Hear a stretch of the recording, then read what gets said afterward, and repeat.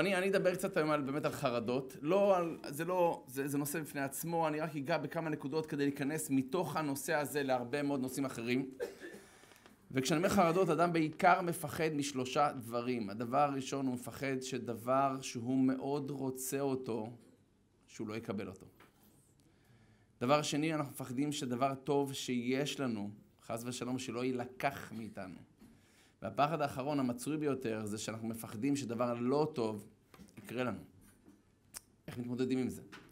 אז בראש ובראשונה, הדבר הכי מצוי מבחינתנו כרגע זה אפילו אם אנחנו רוצים משהו, כל אחד פה שיושב בקהל יש לו משהו אחד לפחות שהוא רוצה, מאלוקים, מעצמו, מהסביבה.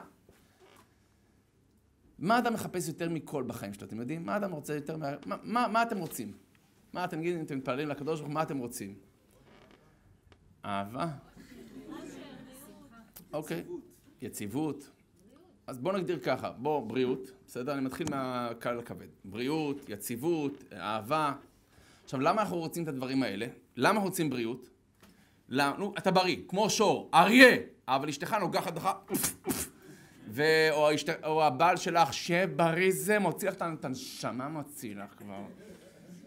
או אשתך, לא משנה, אחד הבעלי שעכשיו הוא הבין למה לטאה שנכנסת הביתה מביאה מזל טוב. אתם יודעים את זה? כי הוא מצא לטאה בתוך הסלון, ואשתו ברחה מהבית. הוא הבין למה. אבל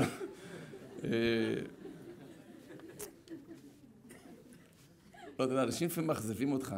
ככה אתה חושב עליי? תודה רבה. לא, אתה מצפה למשהו אחר, זה כמו שאתה קונה חטיף, אתה מכיר את זה, קונה איזה חטיף, ואתה רואה חבר שלך, והוא קלט אותך, ואתה אומר, רוצה קצת? והוא, כן. יחי, מגיע לך, אתה גם מתפלא שלא ירצה, בבקשה, פשוט לא נעים לך. אבל, יש לנו משהו שאנחנו רוצים, ואנחנו יודעים שאנחנו לא נקבל אותו, אבל אנחנו רוצים בריאות, כי אנחנו חושבים שהדבר שאנחנו רוצים, יביא לנו את הדבר שאנחנו באמת רוצים, וזה אושר. מה שהאדם רוצה יותר מהכל להיות מאושר, ובמידה מסוימת שלב נקרא לזה, רגוע. כי אדם יש לו בריאות, אבל אם הוא לא מאושר, הוא בריא כמו שור, חיית אדם, אבל אין לו סיבה לקום בבוקר. שועמם, אין לו כוח, אין לו שום שאיפה, אין לו שום תחביב, הוא בריא. אז בריאות לבד, זה לא מה שיביא לנו. אהבה. זה רוצים אהבה. אבל אם נבדוק הרי האהבה גורמת לנו כל כך הרבה כאב לב. אין מציאות של אור בלי חושך, אין מציאות של עלייה בלי ירידה, אין מציאות של דברים טובים בלי דברים רעים. אין כזה דבר בעולם. זאת אומרת, אותה אחת או אותו אחד שאני כל כך רוצה אותה או אותו, שאני מקווה בעזרת השם שיביאו לי את הדבר שאני רוצה, זה מאוד לא נכון, כי אנחנו רואים רק דבר מאוד מסוים. אם אני אעשה לכם ככה, תסתכלו רגע על האצבע שלי. אתם תסתכלו על האצבע, אם אני מסתכל על האצבע שלי, כולכם הופכים להיות מטושטשים, שימו לב טוב. כשאני רוצה דבר מסוים, אני מתמקד עליו, אני רואה רק את הדבר המסוים שאני רואה. שאר הדברים מתשתשים לי, זאת אומרת, אני רוצה אהבה. אז אני רוצה את האהבה עם הבחורה הזאת, ואני חושב שהיא תביא לי את האהבה, אבל אני רואה רק את האהבה. אני לא רואה פתאום שיהיה לה גם קטעים של גם לראות לה דברים. ויש לה קטעים, אמא שלי ככה, אמא שלי ככה. ויש לה פתאום שיגעון של ניקיון, יש ניקיון, כולם זה, תרים את הגרביים שלך, תראה איך אתה ככה, תסדר אחריך, תוריד מה... ואתה כאילו, רגע, אני חיפשתי אהבה, גברת, אני חיפשתי אהבה. זאת אומרת, אנחנו מאוד רוצים דבר מסוים, רוצים פרנסה, רוצים כסף, רוצים עבודה, אנחנו מאוד רוצים משהו, אבל לא הדבר הזה הוא מה שהביא לנו את האושר. אנחנו חושבים שהביא לנו את האושר. אנחנו לא קולטים שהביא לנו עוד הרבה מאוד דברים. לכן כשאנחנו חרדים מדבר מסוים, פחד, יש הבדל בין פחד לחרדה, פחד זה משהו יותר מציאותי פה ועכשיו, זה כלי שהקדוש ברוך הוא נתן לנו כדי להיזהר, עוד פעם, לברוח או להילחם וכדומה. פחד זה משהו ממשי שקיים פה עכשיו, חרדה זה משהו אפילו גם דמיוני. לא קיים איום ממשי, זה משהו בדמיון של האדם. ואני אומר לכם שהמוח של האדם לא יודע להבדיל בין אמת לשקר, דמיון למציאות. בואו נספר לכם על עצמי קצת בשינוי פרטים, אוקיי? אני אטשטש את העובדות שלא... זה סיפור שקרה לפני הרבה מאוד זמן. אני הוזמנתי לחתונה. חתונה של מישהו שאני עובד איתו. עכשיו היה לי יום לחוץ, והייתי צריך לנסוע. החתונה יכולה להיות בכל מקומות, יכולה להיות או בדרום, או בצפון, או במרכז, באחד המקומות בארץ. נסעתי אבל כברת דרך ארוכה עד שהגעתי לשם. הגעתי בסביבות 11, 11:15, לא היה לי זמן, מחרת היה לי סדנה נוספת, אז מה שהיה לי זמן קצר. יצאתי מהחתונה ואני יוצא למגרש חנייה, וכבר זה היה סוף החתונה והרבה נוסעים, הרבה חותכים. עכשיו, בוא נגיד, היה איזשהו תמרור מסוים. אני לא אגיד את השש הזה, יכול להיות תמרור עצור, אין כניסה, או תן זכות קדימה. אחד משלוש, יכול להיות, אולי רמזור. עכשיו, אני רואה, כולם חותכים את זה. לא רמזור, רמזור זה לא, אל תדאגו, אבל חותכים, כאילו, אתה יודע, זה קטע קצר, זה לא תגיד לי כביש שלם כזה, זה קטע קצר. יש לך שתי אפשרויות, או שאתה חותך במגרש חנייה לכביש הראשי דרך התמרור הזה, או שאתה נוסע בכלל לכיוון אחר. עכשיו, הווייז שלי התבלבל, ואני רואה, כולם נוסעים, כולם חותכים. אמרתי, גם אני חותך. קצר תהליכים. עכשיו, יש תופעת העדר, הרדינג, עדר. מה זה תופעת העדר? יש לך שתי מסעדות, שתי נריקות. מגיע אדם אחד, מתלבט איפה לשבת, תיישב פה. עכשיו פה יש אחד, פה אין כלום. מגיע אדם שני, מסתכל על שתי המסעדות, איפה הוא יישב? איפה שיש מישהו יפה. תיישב פה, בא אדם שלישי, גם הוא יושב פה. פתאום רואים מסעדה מפוצצת, פה אין אף אחד. למרות שאין שום הבדל בין המסעדות. זה תופעת העדר. להבדיל חס ושלום שלא יקרה אף פעם, אולם, פתאום עכשיו אזעקה, פיגוע, לא יודע, קרה משהו, יש 3 יציאות חירום, פתאום הקבוצה הראשונה יצאה דרך יציאת חירום אחד. לאן כולם הולכים? דורכים אחד על השני. יש לך עוד פה 2 יציאות, נכון? אבל הלכו מפה. נו, אז מה? אולי שמה בערב כולם נופלים, ואתה כאילו גם אני, מה אתה עושה? תבדוק! אדם כזה חסר ביטחון, כולם רצו לפה, אז גם אני רץ, אני לא יודע, אולי הם יודעים מה שאני לא יודע, אתה מבין? תופעת העדר. בקיצור, אז אני ראיתי כולם חותכים, אני אחרי הכבשים. חתכת, שתקשיב טוב. זה כביש ראשי. אז אני הגיע לתור שלי לחתוך, אני חותך. עכשיו יש פה אי תנועה, ופה יש נתיב מקביל. איך שאני חותך, טק משטרה! עכשיו, לא סתם משטרה, אבל מה? היא גם צפצפה, כאילו קלטה, לא יודע, נראה לי שהיא קלטה אותי, אוקיי? צפצפה, אבל לא צפצוף כאילו מי של פקקים. צפצוף של משטרה כזה. יו! אמרתי, מה אני עושה עכשיו? לא מתאים לי. אני בורח. עכשיו, לא ללמוד ממני. רק על בריחה משוטר אתה יכול לשבת כמה, אתה יודע, תקופה באיזה מקום מסורגים יפים, ואתה יודע, חבל. אמרת לי, אתה יודע, ברגע של לחץ, פשוט החלטתי לברוח. לחצתי על הגז, ברחתי. עכשיו, אני לוקח לו זמן עד שהוא יסתובב, בסדר? חתכתי ימינה, שמאלה, התחבאתי מאחורי איזה בניין, ואני מתחבא.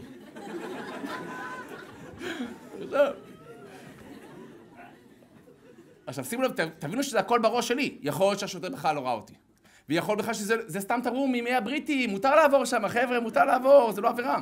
אבל אני בסרט שבראש שלי כבר השוטר אחריי. עכשיו אני אתחבק לכם מאוטו. עכשיו אמרתי, יו, איזה פדיחות. פגר, מה אתה עושה? מה אתה עושה? תראה לך השוטר קלט אותך, עכשיו יעבור אותך ככה. שלום כבוד הרב. תקשיב, זה חילול השם, אדוני. זה דתיים! בבקשה. אמרתי, פנגר, תתחזק בביטחון, השם שומר עליך. אתה באת לפה לעשות מצווה, שום דבר לא יקרה לך. התחזקתי, התחלתי לנסוע. אני יוצא מאחורי הבניין, אני רואה את השוטר. אימא'לה, חזרתי! רגע, שנייה עם הביטחון הזה. רגע, לאט. שנייה, תן לי לחשוב על זה. עכשיו, אני אומר לך, זה היה כזה סרט, נשארתי שם איזה 5 דקות, אחרי זה אמרתי, חלסן, צריך רגע הביתה. יאללה, שוטר, אני לא עושה כלום, כולם עשו את זה, רגע. ואולי הוא צפצף למי שאחריי בכלל, כי אני לא היחיד, זה עדר, הרי יש מלא כבשים מאחוריי. אמרתי, אני יוצא, יצאתי, עכשיו התחלתי לנסוע קצת מהר, אתה יודע, כאילו, מאחוריי. עד שלא אמרתי לך איזה, עברתי 2 ערים כבר, לא נרגעתי, וכל הזמן אני נהייתי פחד, עד כדי כך תבינו את הפחד הזה שלמחרת היה לי סדנה באיזה מקום, נכנס שוטר, הוא בא לפה, איך הוא ידע? אמרתי, אולי צילם את האוטו שלי, קיבל את המספר, בא לקחת אותי עכשיו, עכשיו תבין איזה סרט, כאילו הכל בראש שלי, אין אמת, זה שום דבר, אין שוטרים בעולם בכלל, כולם אוהבים אותי, אני מרצה שנים איזה שוטרים, הכל בסדר חבר'ה. תראה מה זה חרדה. חרדה זה נראה לאדם מציאות גמורה. לכן צריך מאוד להיזהר אם מישהו באמת סובל מחרדה. לא, כולנו חרדים מברח כזה או אחרת, אנחנו צריכים, אלוקים נתנו את הפחד הזה, את החרדה, כדבר שמגן עלינו. אבל אדם שסובל מחרדה, ואני מדבר על חרדה שכמעט זה סבל תמידי, הוא ממש מרגיש שזה קורה לו, אתה מבין? הוא יכול להרגיש, אני אקח את זה בצורה קיצונית, סכיזופרניה או כל מיני חרדות של OCD, הוא ממש בטוח עכשיו שמסתכלים עליו, או מצלמים אותו, או רודפים אחריו, הוא ממש מרגיש את זה. לכן הדבר הכי נורא להגיד אחד כזה, שטויות, עזוב אותך. אני מצלם אותך, אחי, סליחה שאני אומר לך את זה. כל הכבוד לך, תרד, אחי, תרד לעם, אחי. הוא מרגיש את זה יותר מהמציאות, אני אומר לך אפילו. אין הבדל בין אמת לשקר במוח שלנו, אם אדם מרגיש, הוא מרגיש את זה. לכן הנקודה העיקרית מבחינתנו, אנחנו מפחדים שאנחנו לא נקבל משהו שאנחנו מאוד רוצים. כי אנחנו חושבים שהדבר הזה הוא זה שיגרום לי אושר. ואני אומר לכם שאנחנו לא באמת יודעים מה יגרום לנו אושר. אנחנו חושבים שהעבודה הזאת יגרום לנו אושר, האישה או הבעל הזה יגרום לנו אושר. מי אמר? מי אמר? זה מה שאתה חושב. אבל על פי היהדות, אם לא קיבלת מה שאתה רוצה, תגיד תודה. אולי אפילו הצילו אותך במידה מסוימת. מספרים, אולי אתם מכירים את זה שאחד בא לבקר בבית בריאות הנפש, ובאחד החדרים שומע אחד צועק, רוחלה, רוחלה. אז שואל את הרופא, מה קרה לו זה? הוא רצה להתחתן עם בחורה רוחלה וזה, והשם ירחם, היא פירקה את השידוך, וזה הלכה לחיים טובים ושלום. נכנס לחדר אחר, שומע אחד אחר, רוחלה, רוחלה. מה קרה לזה? הוא אומר, זה התחתן עם רוחלה. גמרה לו את החיים, אתה מבין? זאת אומרת, אנחנו לא תמיד יודעים מה טוב לנו. זה נראה לנו שאנחנו יודעים. אבל על פי היהדות הם חיים הרבה יותר רגועים. שימו לב טוב. על פי היהדות, מה שנקצב לך אתה תקבל. מה שנקצב לך אתה תקבל. תעשה השתדלות, אבל מה שנקצב לך אתה תקבל. כי מה שלא נקצב לך, גם אם תעמוד על הראש אתה לא תקבל. זו נקודה חשובה. אני עושה השתדלות, אני לא יושב בבית רגל על רגל ומחכה שזה ינחת לי משמיים, זה לא ינחת לי. אני עושה את ההשתדלות, אני הולך להצעת עבודה, אני הולך, לא יודע מה, אני לומד, אני מחפש בת זוג או בן זוג להתחתן איתו, אני עושה את ההשתדלות שלי, אבל התוצאות אני משאיר לבורא עולם, ואני אומר לכם מפורש שמה שנקצב לך אתה תקבל, לכן אל תיקח את זה מה שנקרא בקומבינה. הבן איש חי, אחד מגדולי הדור בדור הקודם, אחד המקובלים, הפוסקים, סיפר פעם על בחור ישיבה אחד, בחור כזה שלומד תורה, והוא היה לומד בלילה עם הרב שלו, ב-12 בלילה, עם הרב, עוד כמה תלמידים. אז הוא היה הולך לישון מוקדם, ככה הם היו הולכים לישון פעם, כי לא היה חשמל, הולכים לישון מוקדם, וב-12 בלילה היה קם ללכת ללמוד תורה.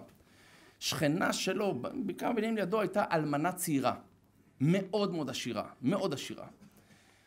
והיא, פשוט בעלה נפטר, הוא היה עשיר גדול, נפטר וכל הכסף נשאר אצלה, והיא לא נשואה. הבחור הזה עבר יום אחד כשהוא הלך ללמוד בלילה, ב-12 בלילה, עבר ליד הבית שלה, וראה שהדלת פתוחה. שכחו לנו את הדלת. נכנס בו כזה יצר הרע, קנה. תתרים אותה. היא אולי נותנת צדקה, אבל תתרים אותה. נכנס כאילו לפלח פה ושם עשו. נכנס בו יצר הרע כזה. הוא נכנס לבית, מחפש את הכספת, בא לכספת, טאק, נותן מכה, שובר אותה, מטבעות של זהב, בינתיים היא מתעוררת. היא והמשרתת שלה, היא מתעוררת, היא שומעת פורצים לה לזה. היא בלחץ נעלה את הדלת, כאילו שמה את המיטה על הדלת, כאילו... בינתיים הוא עם הכסף, מסתכל על הכסף, ואומר, כאילו, פתאום תופס את עצמו, מה אני עושה? מה אני עושה? תגיד, מה, אני משוגע? מה שנקצב לך אתה תקבל. מה אתה לוקח באיסור? מה אתה עושה? תפס את עצמו, פשוט יצא והלך, זהו, לא נגע בכלום. היא קמה בבוקר, הבינה, מה קמה? היא לא ישנה, אבל היא, זהו, שמעה שקט, היא הבינה שהפורץ כבר הלך, היא פחדה לצאת. היא יצאה מהחדר, מסתובבת שם בבית, רואה שהיה פורץ, שבר לה את הכספת, אבל לא לקח כלום. אמרה, אם ככה, כזה זה סימן משמיים שאני צריכה להתחתן כבר. שיהיה איזה גבר בבית, שיהיה איזה גבר. לא יודע אם זה יעזור, אבל כאילו, אתה יודע, יש סיכוי כלשהו. הלכה לישיבה, אמר לו, ישיבה, תקשיב, אני אלמנת צעירה, אני רוצה להתחתן, יש לך איזה בחור טוב בשבילי? הבחור הזה ישב למד, אמר לה, הנה זה. זה חבל הזמן, זה... והתחתנה איתו. אז הכסף שבמקום שהוא לקח אותו באיסור, קיבל אותו ביתר בסוף. מה שנקצב לך, אתה תקבל בסוף. אל תיקח את זה באיסור. אל תעשה קומבינות. מה שנקצב לך, אתה תקבל. אל תשתגע לי, אתה מבין?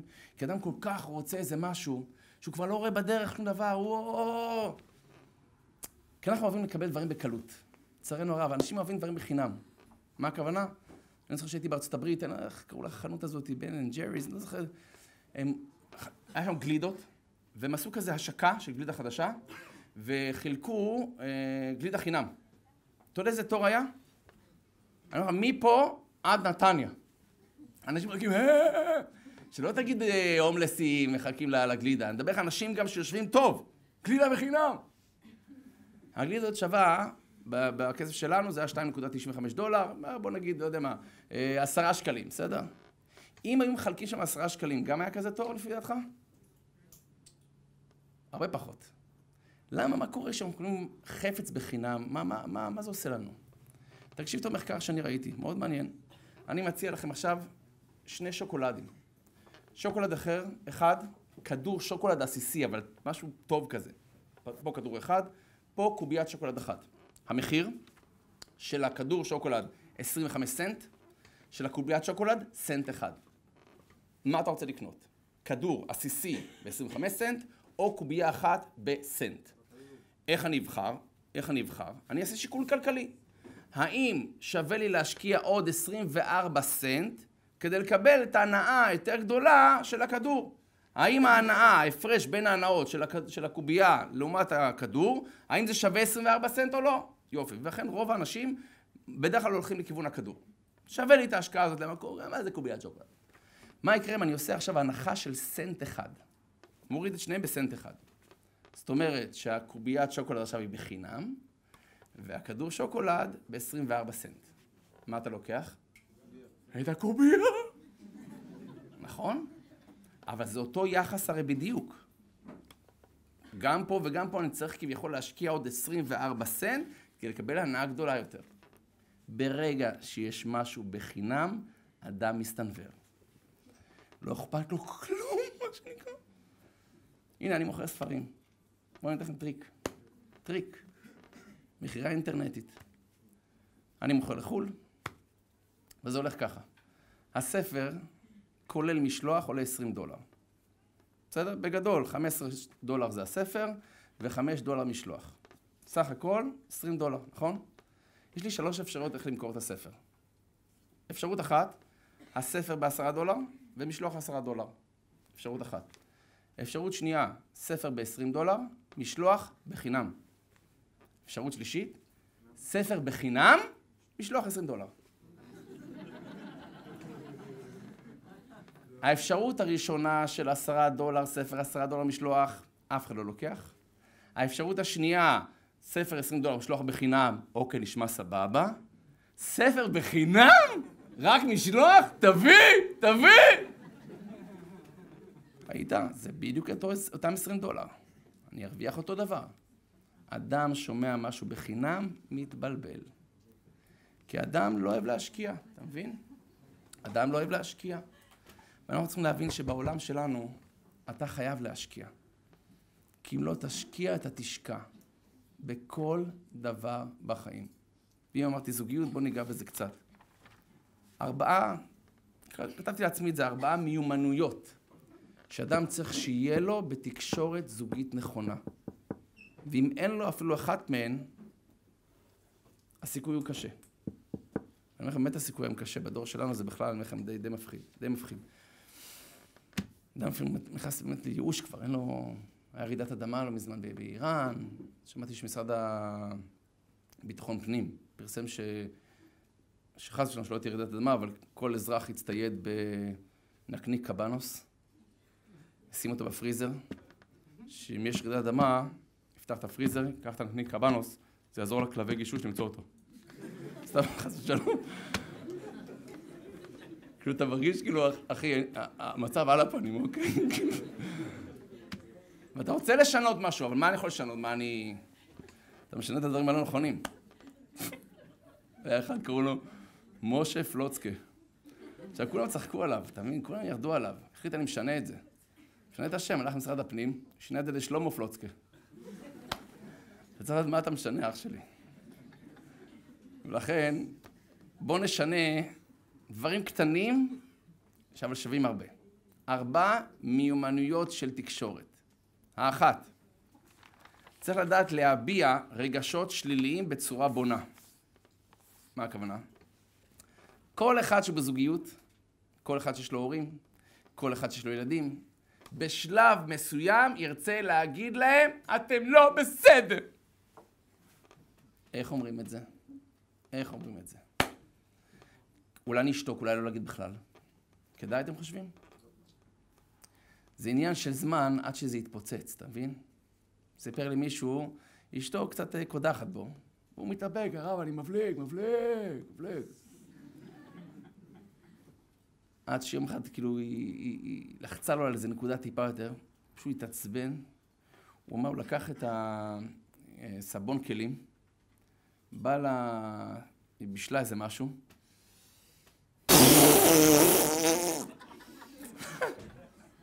זה יפה דווקא ככה, אהבתי את זה, זה עדין, כאילו, לא בפנים, או לא יודע מה. והיא יצאה, כאילו, בעצבים. הוא אומר, לא יכולתי להתאפק, הרב ריו! בהזדמנות זאת אני רוצה להגיד משהו, אל תכעסו עליי כל הגברים פה. כל מי שפה בא לשיעור או שומע אותי בבית או זה, אתם מדהימים, בסדר? אבל אני אומר לכם, אני מה זה מחזיק מנשים. סליחה שאני אומר לכם את זה. אני לא פעם ולא פעמיים ולא יודע כמה פעמים, אני שומע מנשים סיפורים מזעזעים. הבעל חתיכת קלוץ, סליחה שאני אומר, בואנה, הם חיות בגיהנום, מתעלם.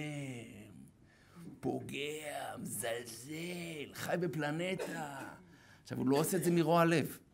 אני לא מאמין שיש אנשים רעים, ואני אומר לכם את זה ברצינות. הוא לא מודע לזה, הוא גדל בבית כזה, הוא בכלל לא מבין מה הקטע שלה, אבל היא עוברת חיים, אני אומר לך, יואו, לא יודע איך מחזיקות מעמד. אני אומר, אם זה ההפך, בוא נראה אותה, לא נשאר איתה 5 דקות. גברת החוצה. בוא אני אעזור לך, החוצה. לא, אחי, מה קרה? אני לא מסוגל. לא, גבר אוהב להיות בשליטה, אתה מבין? הוא לא... עכשיו, מה קורה? זה יצא... זה כמו שגבר הולך לקניות. ראיתם? אתם יכולים לקנות מדי פעם. אתה רואה, גבר, הוא מזיז את העגלה עם הבטן. למה? יד אחת עם הרשימה, הוא בא עם רשימה, הוא לא בא כאילו... הוא לא יודע מה לקנות, הוא עפיפון לגמרי. בא צריך רשימה, בדיוק מה לקנות, מה קרה? ועם הפלאפון ככה.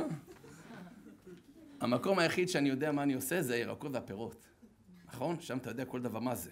עגבניה זה העגול האדום. קישור זה המלפפון הקצת שמן הבהיר. חציל זה המלפפון השמנמן לגמרי הסגול. אתה יודע, נכון? המקום היחיד שאתה מרגיש קצת מובך זה ההיגיינה. יש כאילו מדפי היגיינה. אתה לא מבין בזה כלום. אתה מפחד להסתכל גם, זה פדיחות, כאילו. אתה מנסה, מה? אתה כאילו עובר מהר, כאילו מנסה להבין אם קלעתי מהר, מה קלעתי מהר.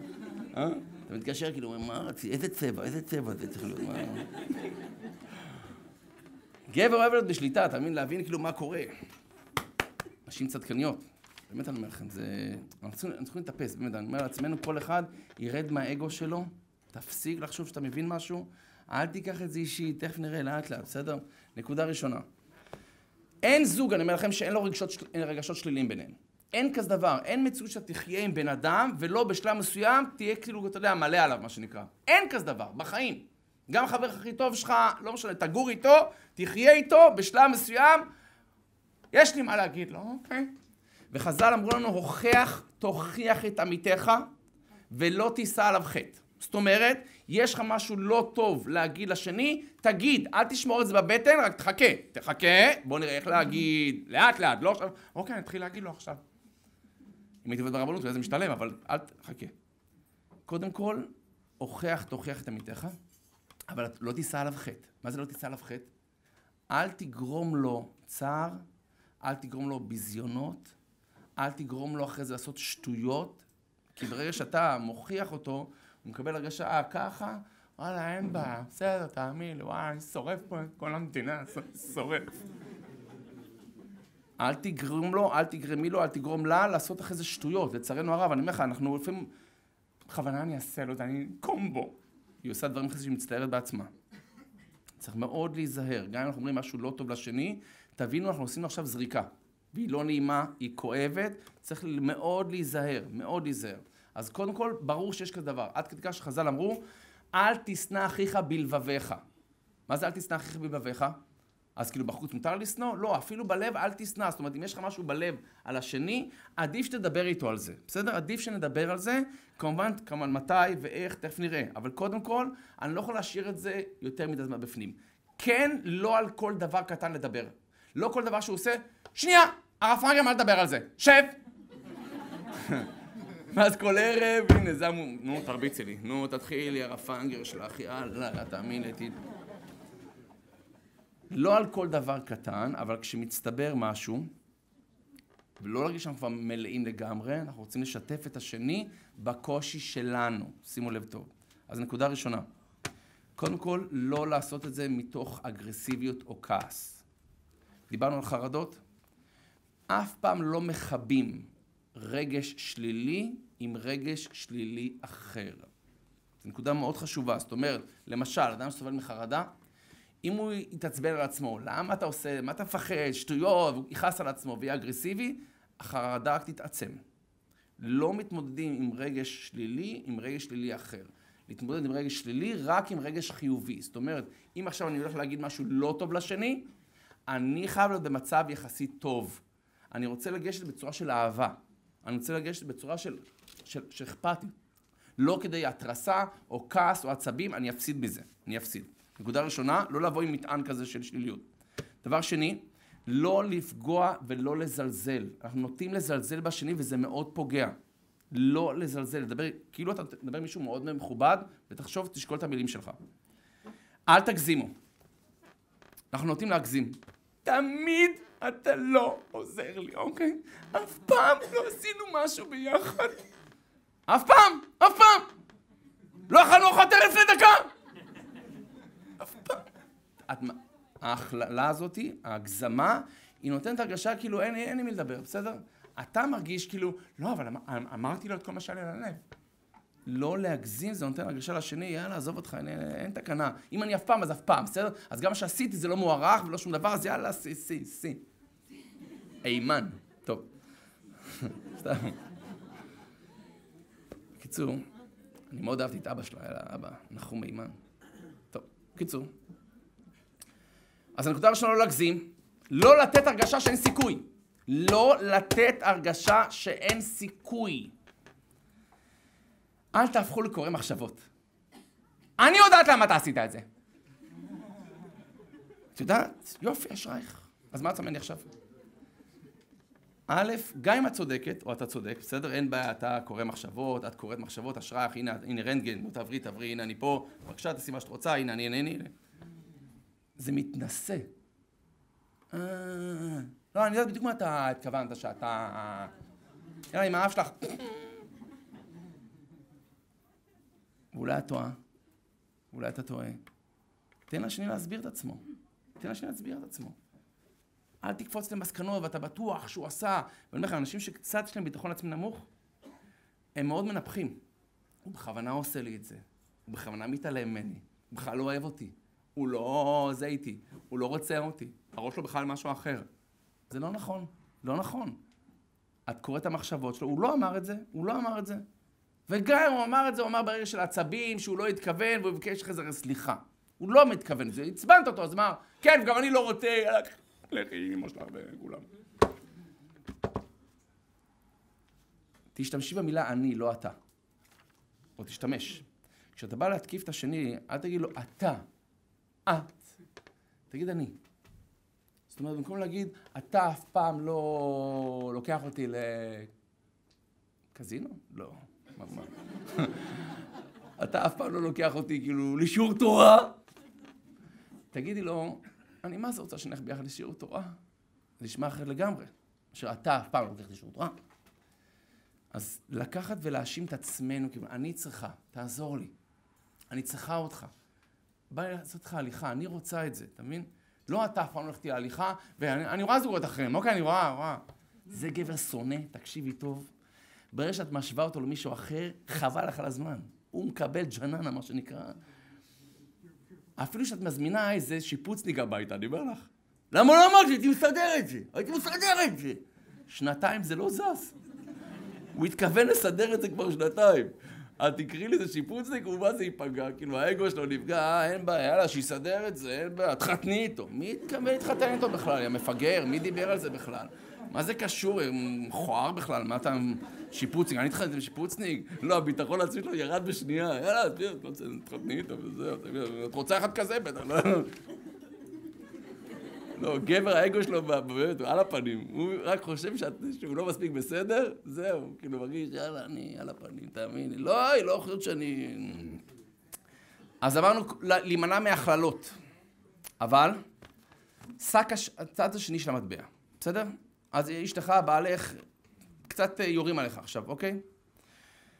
תנסה להיות שק אגרוף. מה זאת אומרת? אל תגיב, כן. ספוג, אחי, ספוג. תן את הלחי, תן את הלחי. תיזכר ברוקי, אתה זוכר את רוקי?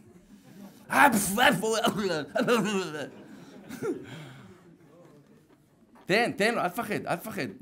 אתה לא תמות מזה, אחי. אתה לא תמות מזה. אתה זוכר עכשיו למקלחת של ביזיונות. מקלחת. אף אחד לא אוהב את זה שיבינו זה קפה, נכון?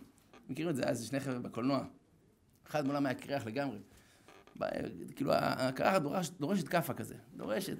ככה אמרו לי, למה זה דורש קפה? איזה אכזריות. אז החברים שלנו אמרו לו, אם תמרו לו קפה, 50 שקל. הוא בא. אמרו, אוח! יצחק, מה העניינים? אני לא יצחק, דפוק, אני לא יצחק. סליחה, אתה דומה לחבר שלי יצחק, סליחה.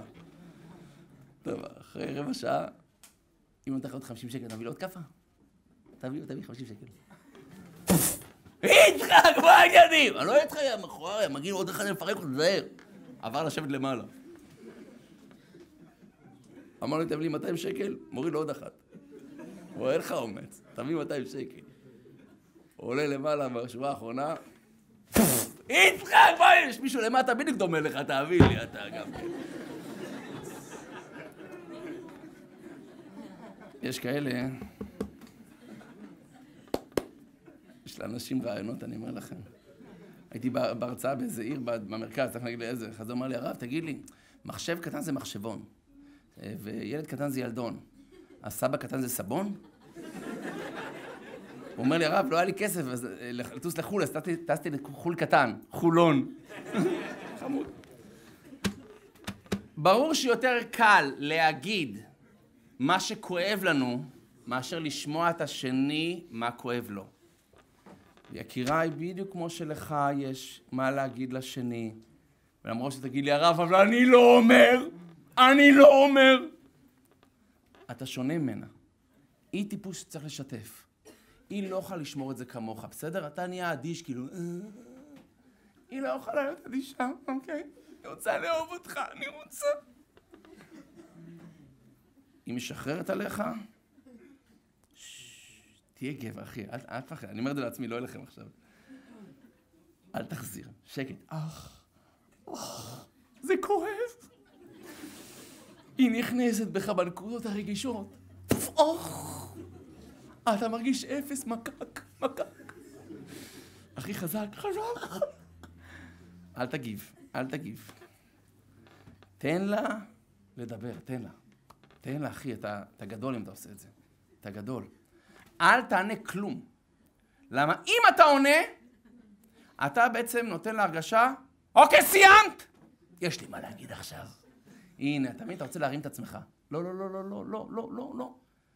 לא משנה, גם אם אתה צודק עכשיו. אם אתה מחזיר לה, זה לא, אתה פשוט נותן הרגשה, אני מזלזל במה שאת מרגישה. גם אם אתה צודק, אני מזלזל במה שאת מרגישה, כאילו, את סתם מרגישה את זה. יש לך שריטות, אחותי. מה זה פוגע? היא כואב לה, מה אתה יכול להתווכח עם מישהו שכואב? כואב לו, בסדר? אתה צודק, אין בה, אתה צודק, אני אומר לך, אתה צודק. אבל כואב לה, מפריע לה. היא מרגישה שהיא לא יכולה לסמוך עליך. קשה לה. והיא צודקת בינינו. אבל, אתה אומר לה, מה פתאום, היא צודקת. שב בשקט. אל תגיב. אל תתגונן. בסדר? הטבעיות, אין לי בעיה שתתגונן, אבל לא עכשיו. רציתי מחר אפילו, אתה יודע את זה? מחר. תן לה להרגיש, ניצחת, את צודקת, בסדר? את צודקת. אם היא נרגעה ונרגעת לגמרי, לא אכפת לי שתגיד לה, חשוב לה תשמעי גם את הצד שלי, בסדר? את צודקת לגמרי, אני לא בא להצטדק עכשיו. אבל חשוב שגם שתביא את הצד שלי, כדי כי אני כן רוצה שתאהבי אותי, אני כן רוצה שתשמחי עליי. אני כן רוצה שתהיי לך חבר לחיים אמיתי. חשוב שתעביר לה את המסר, אבל לא עכשיו. לא שהיא כועסת.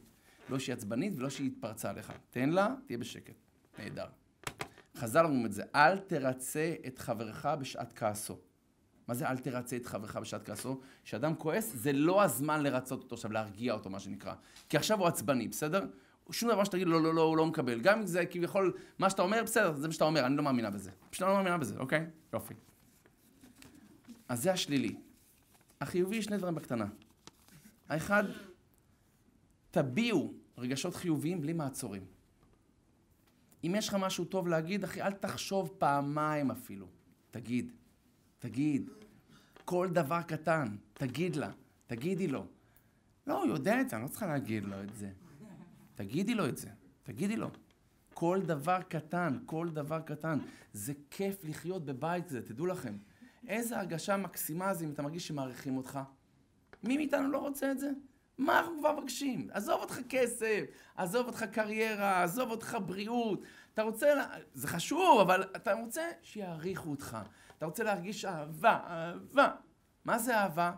מקבלים אותי איך שאני בסדר, אני צריך שיפוץ, אני צריך עזרה. לאט, בסדר, אבל אני רוצה להרגיש מוערך. ממי אני אקבל את זה? אז כל אחד מאיתנו צריך לקבל אחריות על עצמו, להשפיע על השני. תשפיע עליו, אחי, תשפיע עליה, על הילדים שלך, על ההורים שלך. איזה כיף זה שההורים ישמעו ממך מחמאות. תחשוב, איזה כיף זה. בתור הורה, אני אומר לך, בוא'נה, איזה מחמאות אתה מקבל. לא יודע, אולי... אבל אם ביזו אותך, בואו נתחיל משהו קצת מיעקב אבינו. יעקב אבינו נפגש עם אח שלו עשיו, הוא שונא אותו. הוא מפחד ממנו. יעקב מגיע עם 400 איש עמו. 400 איש לרצוח את יעקב, הוא לא חושב פעמיים. ליעקב יש לו 4 נשים וכמעט 12 ילדים, 11 ילדים סך הכל שם, אז היה לו. והוא מכין אותם לפגישה עם עשיו. תקשיבו טוב איך הוא מכין אותם.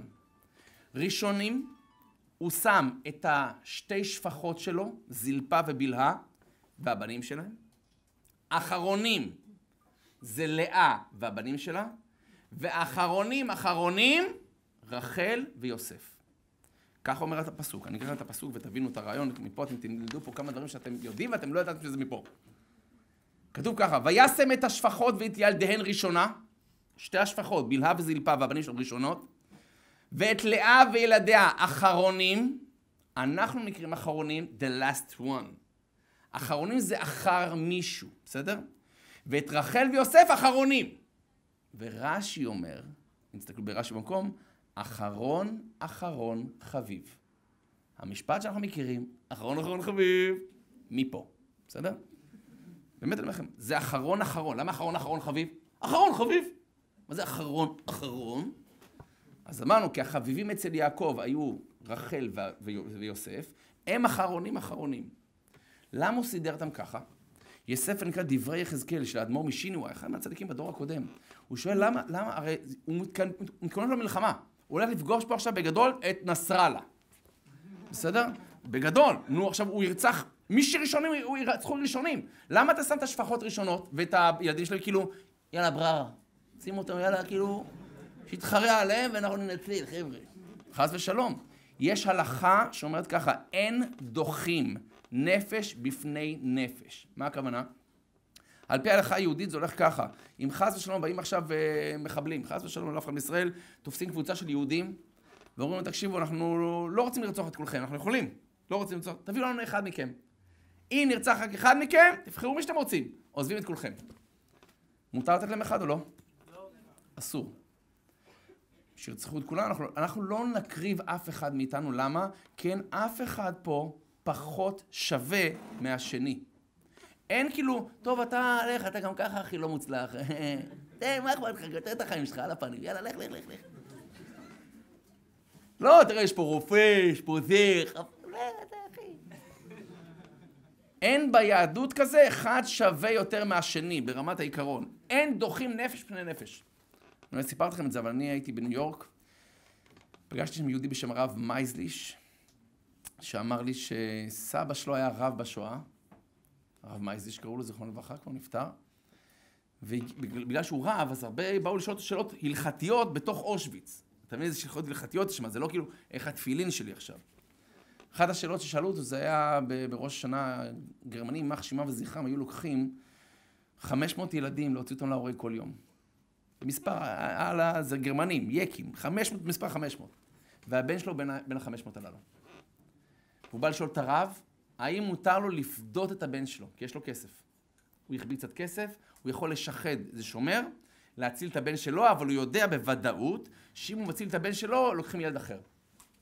זאת אומרת, האם הוא יכול להציל את הבן שלו על זה שיהרגו מישהו אחר? ברור שהבן שלו יותר קרוב אליו מאשר מישהו אחר. הוא שואל את הרב אם מותר לו לעשות את זה או לא. אנחנו למדנו שלא דוחים נפש בפני נפש.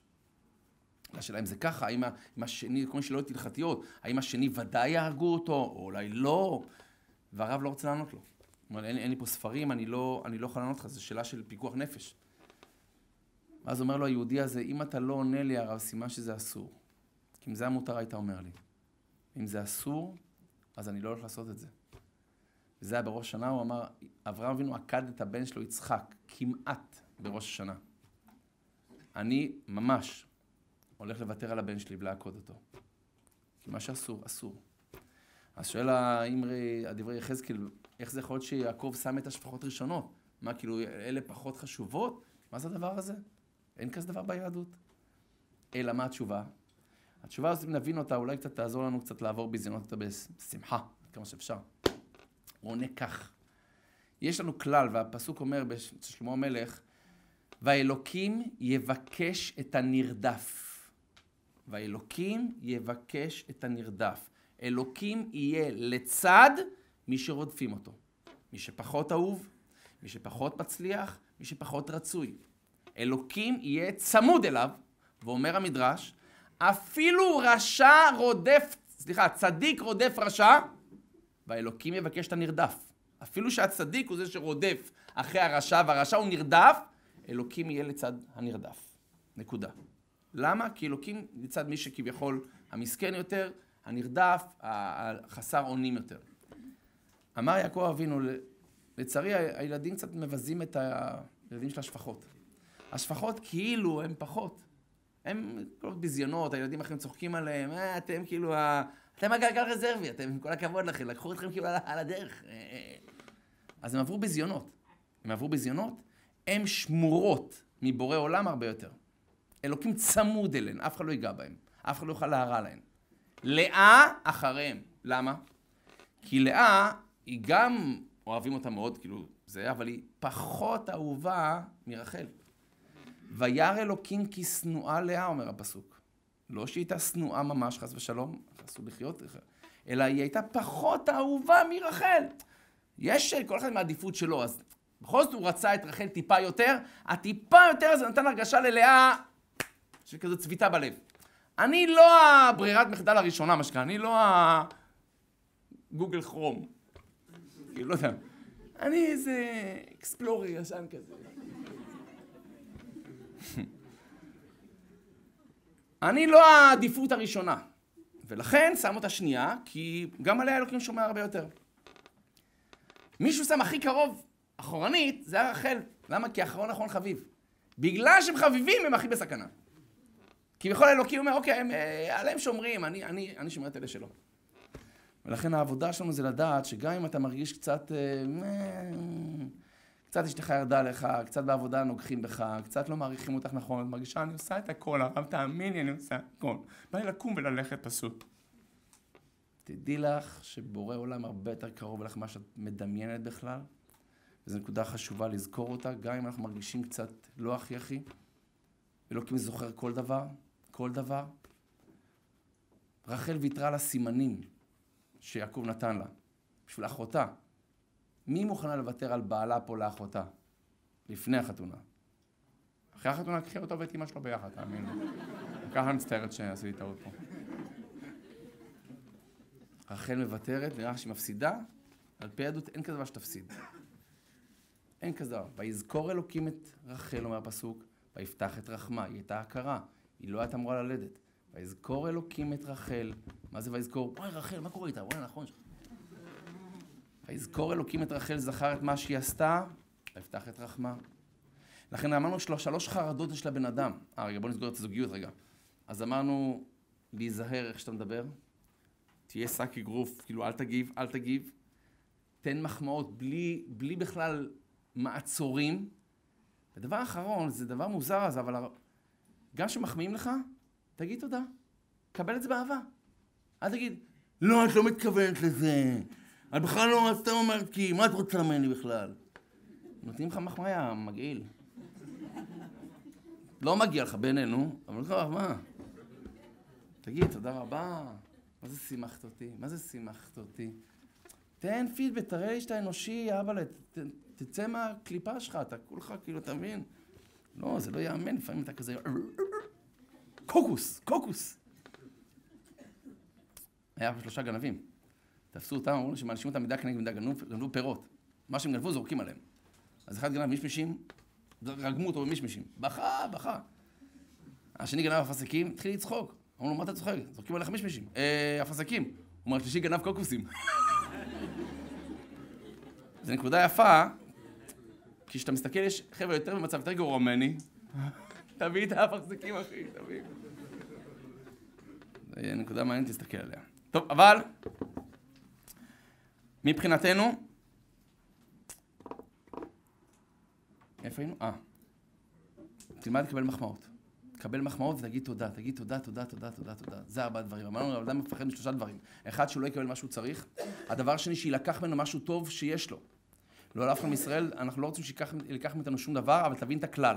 אם לקחו ממך משהו, חס ושלום, יש ספר נקרא פלא יועץ. בערך פדות, הוא כותב כך, שלפעמים אדם עשה מעשה לא טוב. אין מה לעשות, אנחנו בני אדם וכל אחד מאיתנו עושה טעויות.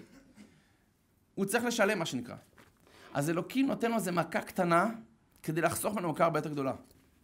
אנחנו לא רוצים שילקח מאיתנו שום דבר, אבל אם נלקח משהו, פתאום מכונת כביסה התקלקלה, פאנצ'ה ברכב, או חס ושלום יותר דבר, פיטרו אותו, קרה משהו. אז הוא מביא שם סיפור על אבא אחד ששלח את הבן שלו ללמוד אסטרולוגיה, הצטגננות זה נקרא. והבן למד הצטגננות, למד זה כמו שצריך, ואחרי זה אבא שאל אותו, נו, תספר לי, מה הולך להיות איתי? תספר לי. אמר לו, הבן, אבא, תקשיב, אני רואה בכוכבים שהסוס שלך הולך למות. אמר ככה? טוב, מחר אתה סוס, שמות אצל מישהו אחר, אינשאללה. בא שבוע לאחר מכן לבן, מה אתה רואה עכשיו למעלה? מה אתה רואה? אומר לבן, סליחה, שאני אומר לך, אבא, אני רואה עכשיו, הבית שלך הולך להישרף. טק, מחר את הבית, שישרף. יפה, אצל מישהו אחר. ואז בא בשבוע שלישי, אומר לו, אבא, מה אתה רואה עכשיו?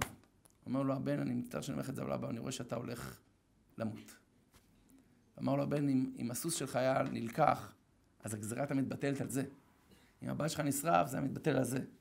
תראה שאתה התחכמת, מה שנקרא, אז אין ברירה אלא לקחת אותך עכשיו. אנחנו לא מבקשים שיקחו מאיתנו שום דבר, אבל תדע שאם נלקח ממך משהו, שילקח. כפרת עוונות. כפרת עוונות. אל תחשוב שאתה תלוי רק בזה, ובלי זה אין חיים, מה שנקרא. זה לא נכון, זה לא נכון. אתה תראה שיש חיים אחרי זה, ויש הכל אחרי זה, ואולי אפילו יהיה משהו אפילו יותר טוב. חכה, אתה לא יודע שום דבר. בטווח הרחוק אין דבר יותר גרוע מזה. שיעקב, כבר דיברנו עליו, חטפו את הבן שלו, את יוסף, אמרו לו ששחטו אותו, אין לך בשורה יותר גרועה מזאת, בסדר? ואפילו אם הוא היה אותו את האמת, מה קרה לו? לקחו אותו למצרים, זרקו אותו לעבד. ממש נחת להם הילדים. הוא במצרים שם, השם ירחם, מה קורה? נו, ואחרי זה מספרים לו שהוא נכנס לכלא המצרי 12 שנה בלי ביקורים, בלי שום דבר. נו, הוא לא יזכור עברית בכלל, הילד. לא יזכור עברית אחרי 12 שנה. הלך הילד.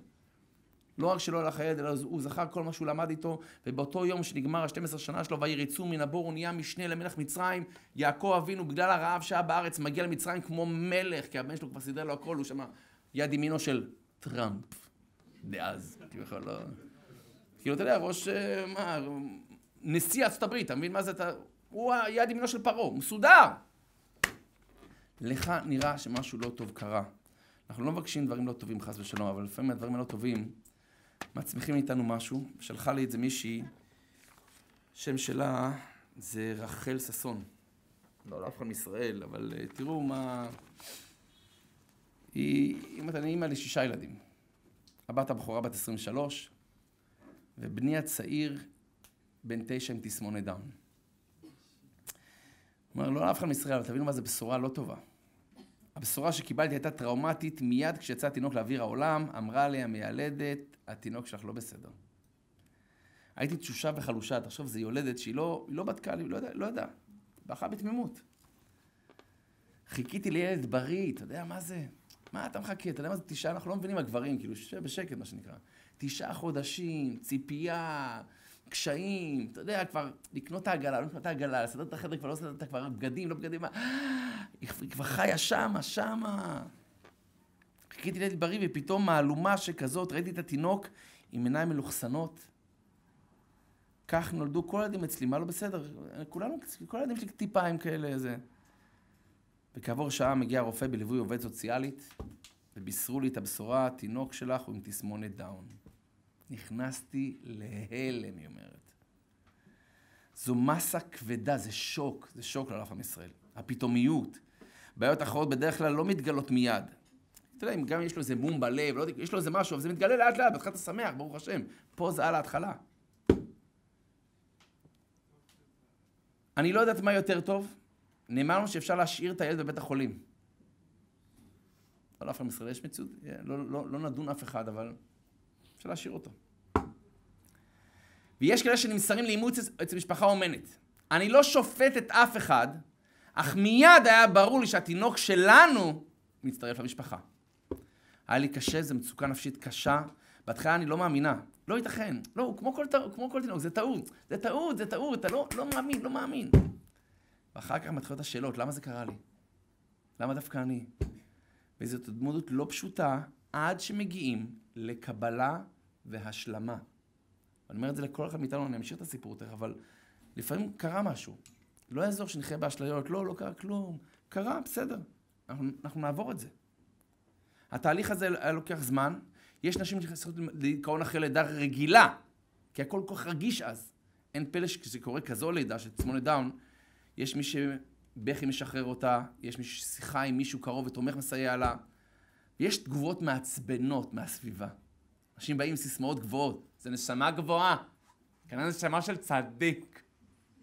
קחי אחד, את רוצה? חס ושלום, אבל... זו זכות לגדל ילד כזה. תודה. יהי רצון גם... את רוצה אני אברך אותך עכשיו? במעמד זה? זה לא שזה לא נכון, זה נכון! אבל היא אומרת, זה לא השלב המתאים. עדיין הבן אדם עדיין לא עיכל את מה שקרה לו. היום אני יודעת שבן אדם אינו מלאך. לוקח לו זמן לעכל את זה ולקבל את זה. אבל אז היו המון רגשות אשמה על התחושות האלה. יש נפילות. כשאתה רואה ילד בגיל של הבן שלך, מתפתח רגיל, גדל. אז בהתחלה פתאום אתה רואה נקודות של אור. לא כל ילד זוכה לגננת שתקבל אותו כפי שהוא, לזכות בסייעת, שתרצה ותאהב ותקבל אותו כפי שהוא זכה, ממש פייס. הבן שלי זכה בשנה הראשונה במעון, במטפלת כזאת. היא הייתה עולה מרוסיה, שעבדה במעון ובנתה אותו, את הילד שלי. בגיל שנה הוא אכל בכף כמו כל הילדים. השקיע בו המון אהבה ועבודה, וזה נתן לי כוח להאמין שאפשר לקדם אותו. היא הניפה דגל, הילד מסוגל. כל אחד מאיתנו צריך לקבל כזה דגל מכל אחד מאיתנו. אתה מסוגל, אל תשברי אותו. מסוגל. אין הרבה גננות כאלה. הילד הזה הביא אותי היום למה שאני. היום אותה רחל ששון, היא אחת המומחיות הגדולות בתחום הזה של ילדים עם תסמונת דאון. אם לא הוא, לא הייתי מגלה את הכוחות שהקדוש ברוך הוא נתן לי. אם צריך לבטוח שמה שהקדוש ברוך הוא נותן זה לטובה, לכל אחד נגזרת התמודדות בהתאם ליכולת שלו לשאת. כל הזמן שאמרתי לעצמי, הקדוש ברוך הוא לא נותן דבר שאיני יכולה לעמוד בו. היא אמרה לעצמה, אלוקים נתן לי את זה, אני מסוגלת לעמוד בזה. אני תקווה שהקדוש ברוך הוא ייתן לי כוח להמשיך להרים את הראש מעל המים, למשוך את העגלה, לא לנוח על זרי דפנה ולהמשיך לחפש, לבדוק ולתת משמעות לחיי העשייה, וברכתיך בכל אשר תעשה. היה ברור לי שלא במקרה הילד הזה נפל אצלי. פי היהדות אין, הרי לא בחרנו את הילדים שלנו. לא אנחנו לחנות ילדים, אפשר שניים מהסלסלה הזאת בבקשה? תן לי גם את זה במדף פה, הוא גם נראה לי חבל הזמן. היום אני יותר חכמה, אבל גם אז הייתה בי ההבנה עמוקה שיש תכלית למה שקרה. יש תכלית. שאני צריכה לעשות משהו, להוציא מהדברים מהכוח אל הפועל. להגיע לאנשים שיש להם קושי דומה ולעזור להם. אני רואה בזה שליחות. ובמישור האישי, זה המסר עבורי בכל תחום עבודת המידות. ללמוד לקבל אדם כמו שהוא. בשבילי לימודים זה... נותן לי קצת התאווררות. והמסר שלי ללמוד במצב דומה זה ככה. המצב הזה יוצר בהתחלה תסכול, תסכול יוצר כעס, כעס יוצר כאב, וכל זה להפנות לאפיקים של עשייה. לכי תגלי את עצמך. את הכוחות שהקדוש ברוך הוא נטע בך, אשר ברא האלוקים לעשות. אם לא נעשה, הכאב יישאר. תעשה עם עצמך משהו. אל תשב ותרחם על עצמך, אני מסכן, למה זה קרה לי, למה דווקא אני... לא, הלאה. העשייה ממיסה את הכאב, עסקי ביצירה, קרמיקה, מוזיקה, ציור, משהו שאת אוהבת. מצאית עיסוק שגורם לך נחת. אל תהי קורבן של החיים. המסר לאחרים, אפשר לגדול עם תסמונת דאון. אפשר לגדול עם כל קושי. אם רואים את הקושי כאתגר, את המכשול כהזדמנות לצמיחה. אם מאמינים שהכל, אבל ממש הכל לטובה, אז מגיעים להשלמה ולשלווה הפנימית האמיתית, שאפשר גם אחרת. זה מה שאנחנו צריכים להפנים. גם אם יש חרדה, אל תאמינו לכל מה שאתם חושבים. המוח שלנו לא יודע להבדיל בין אמת למציאות, בין אמת לדמיון, בין מציאות לשקר. מפחדים שלא נקבל מה שאנחנו רוצים, מי אמר שזה טוב לנו? מי אמר? מפחדים שילקח לנו משהו? חס ושלום שלא ילקח שום דבר, אבל אם ילקח, זה יציל אותנו משהו הרבה יותר גדול. ואין באמת רע שיורד משמיים. זה נראה לנו, זמנית לפחות. לא שזה קל, לא שזה קל. אבל תזכרו להיות ביחד. תזכרו שאם מעירים לנו, תעירו בעדינות, תאשימי את עצמך, תבקשי עזרה, תחזקו אחד את השני, תעודדו, אל תחסמו מחמאות, אל תחסמו. תלכו הביתה ופזרו, פזרו אהבה, פזרו אהבה. נשמע קלישאי, אבל אני אומר לכם שאם היינו מקבלים את זה, היה לנו כוחות, לפי דעתי, לכבוש את כל העולם כולו. השם יחזק אותנו, אמן כן יהי רצון.